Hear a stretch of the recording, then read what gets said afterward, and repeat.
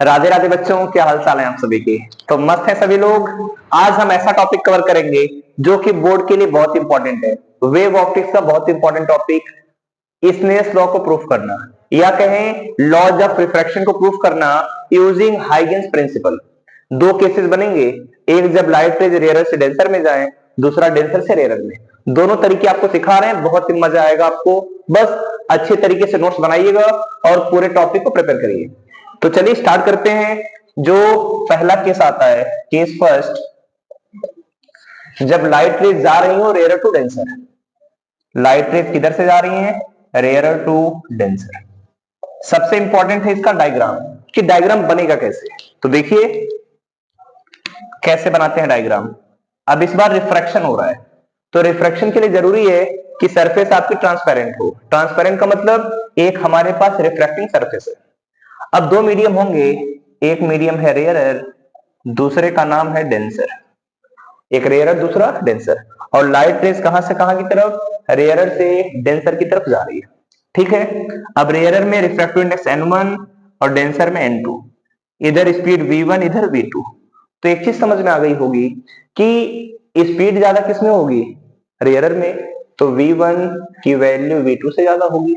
दूसरा, डेंसर में refractive index ज्यादा होगा, तो n2 की वैल्यू n1 से ज्यादा होगी। इतना तो बेसिक कॉमन सेंस समझ में आ गया होगा कि रेयरर और डेंसर के बारे में। अब देखिए लाइट रेज आ रही है, ठीक है। दो लाइट रेज आ रही है इधर से, दोनों ने सेम टाइम से चलना स्टार्ट किया। जब ये वाली सरफेस पर टकराई तो टाइम कितना है? 0।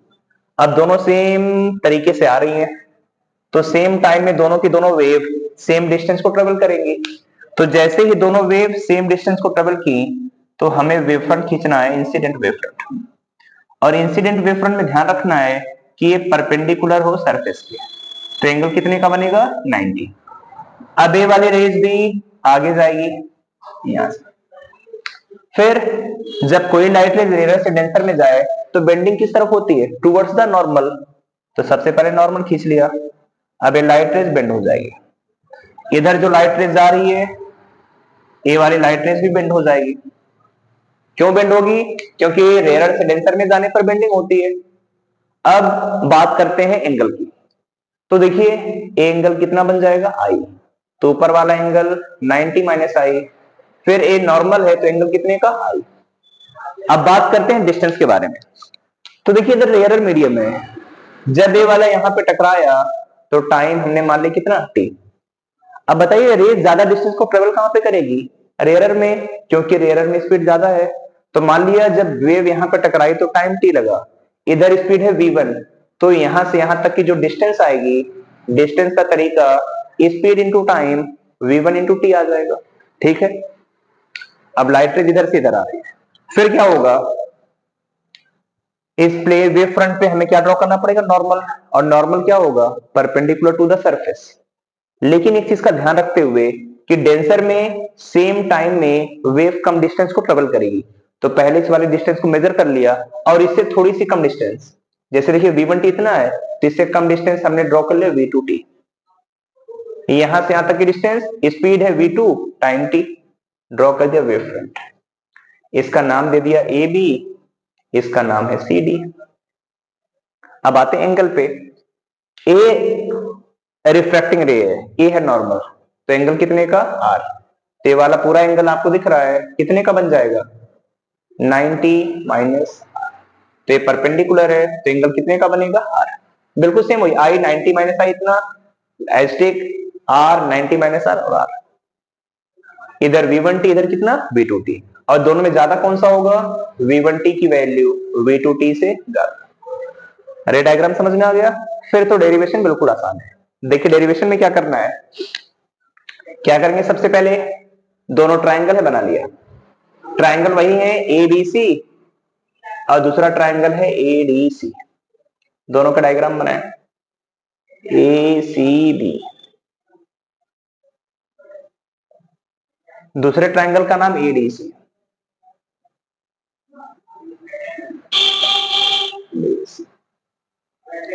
अब दोनों में देखिए सभी एंगल्स, एंगल बी की वैल्यू तो दिख रही है सीधे 90, एंगल कितने का 90। अब एंगल ए वैल्यू आर है, इधर बी सी की वैल्यू कितनी है V1T, ठीक है।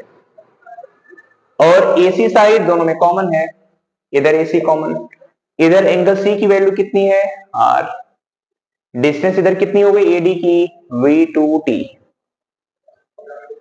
एंगल डी वाला कितने का 90। अब ये दोनों ट्रायंगल कैसे दिख रहे हैं, तो देखिए triangle ABC and triangle ADC are right angle. कैसे ट्रायंगल हो गए, राइट एंगल ट्रायंगल।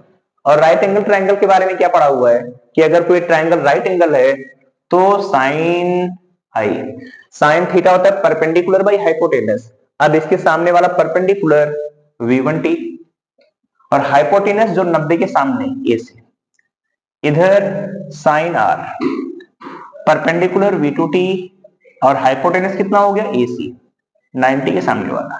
ये मान लिया फर्स्ट इक्वेशन और सेकंड, दोनों को डिवाइड कर दिया फर्स्ट बाई सेकंड, तो sine i by sine r V1T by AC, इधर V2T बाई AC, AC से AC कट जाएगा, T से T, V1 बाई V2, तो sine i by sine r की वैल्यू आ गई V1 by V2 that is N2 by N1, क्योंकि velocity और रिफ्रैक्टिव इंडेक्स बिल्कुल अपोजिट चलते हैं, तो V1 by V2 N2 by N1, और दोनों की वैल्यू फिक्स है तो ये क्या आ जाएगा कांस्टेंट। और ख्याल हो तो देखिए रे ऑप्टिक्स में पढ़ा था sine i by sine r constant, इसी को तो हम क्या बोलते हैं स्नेल्स लॉ। बस आपने प्रूफ कर लिया स्नेल्स लॉ, एग्जाम में स्नेल्स लॉ आए तो बस इतना ही प्रूफ करना है, ध्यान से देखिए समझ में आ गया। अब दूसरा आपने क्या सीखा है कि ये जो इंसिडेंट रे है, रिफ्रैक्टेड रे और नॉर्मल तीनों सेम प्लेन में लाई करेंगे, तो इसका नाम है इंसिडेंट रे, रिफ्रैक्टेड रे और ये है नॉर्मल। तो इसे प्रूफ करना आसान है, देखिए कैसे क्या लिखना होगा। सबसे पहले भाई incident wave front A B, refracted wave front B C, refracted wave front ये वाली आपकी C D and refracting surface क्या नाम है AC, all are perpendicular to plane of board, सबके सब बोर्ड के क्या है all are perpendicular to the plane of board.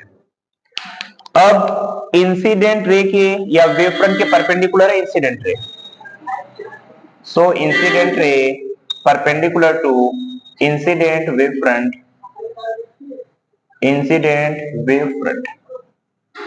दूसरा रिफ्रैक्टेड रे परपेंडिकुलर, देखिए रिफ्रैक्टेड रे परपेंडिकुलर